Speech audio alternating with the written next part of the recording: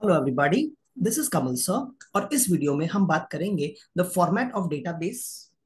ये वो डेटाबेस है, ये वो टेबल्स हैं जो हमारा टू पास असेंबलर मेंटेन करेगा। टोटल 5 टेबल्स हैं।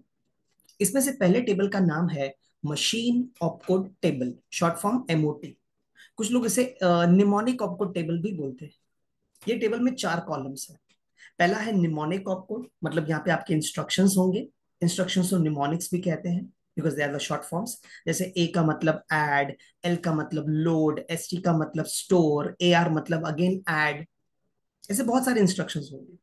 समझ लो कम से कम 150-200 इंस्ट्रक्शंस। हर निमोनिक ऑपकोड का होगा बाइनरी ऑपकोड। ये वो है जो आपका प्रोसेसर समझेगा।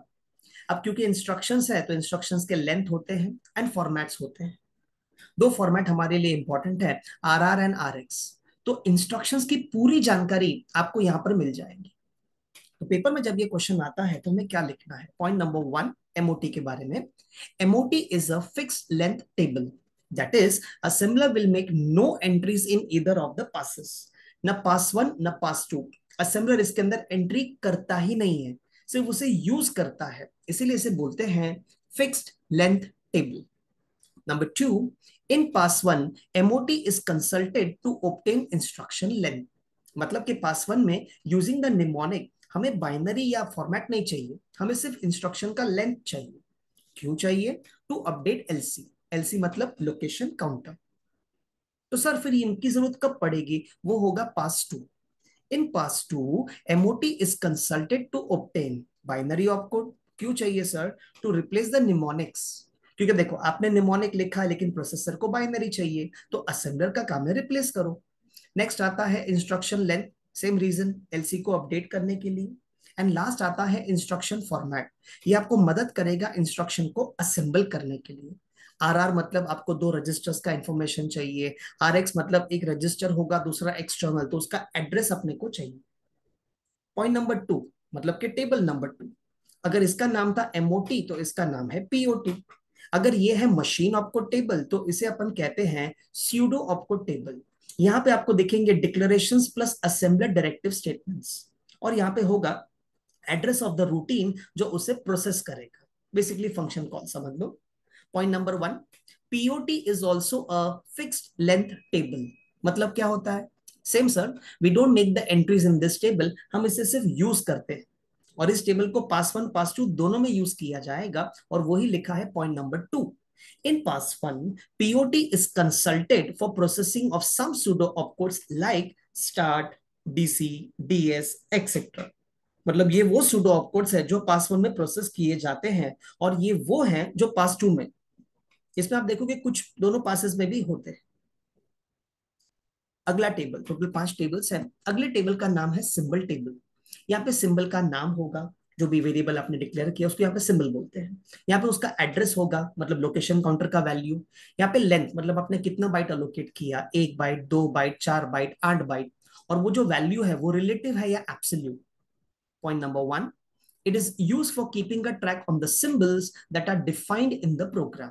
मतलब अपने प्रोग्राम में जो भी सिंबल डिफाइंड है उसकी जानकारी आपको यहाँ पे मिलेगी। Of course symbol is defined whenever it appears in the label. Label मतलब लेफ्ट में। Point number 2, in pass 1, whenever the symbol is defined, entry for that symbol will be made in the symbol table. उस symbol का नाम, उस symbol का value, उसका length, value बोले तो एड्रेस, लेंथ मतलब कितना अलोकेशन करना है, एंड वो वैल्यू रिलेटिव है या absolute. Point number 3, in pass 2, symbol table is for generating the address of the symbol. यही तो असेंबलर का मेन फंक्शन है ना, हर सिंबल की जगह उसका एड्रेस आएगा। अब जैसे सिंबल की जानकारी सिंबल टेबल में, लिटरल्स की जानकारी लिटरल टेबल में। So this is for keeping a track on the literals that are encountered in the program. क्या आपने मेरे वर्ड पे ध्यान दिया? सिंबल डिफाइंड होते हैं जबकि लिटरल डिफाइंड नहीं होते, वो एनकाउंटर्ड होते हैं। और जब लिटरल एनकाउंटर्ड होगा उसकी एंट्री की जाएगी in literal table. Yes, literals are always encountered in the operand field, मतलब राइट में। Point number 2, whenever literal is encountered, entry is made in literal table, and pass 2 में use करेंगे for generating the address of the literals। And comes the last point, इसका नाम है base table। यहाँ पे आपको बताया जाएगा which register is available to be used as base register। Gas base table कब लगता है? जब अपने प्रोग्राम में आप यूज करते हो आर आर नहीं, आर एक्स फॉर्मेट का इंस्ट्रक्शन। आर आर में लगता नहीं है because register register, R X में रजिस्टर एक्सटर्नल। जब एक्सटर्नल की बात आती है we need the base, and we need the base, तो हमें बेस टेबल बताएगा। Point number 1, it is use for keeping a track on base registers information. Yes, मतलब कौन अवेलेबल है कौन नहीं है।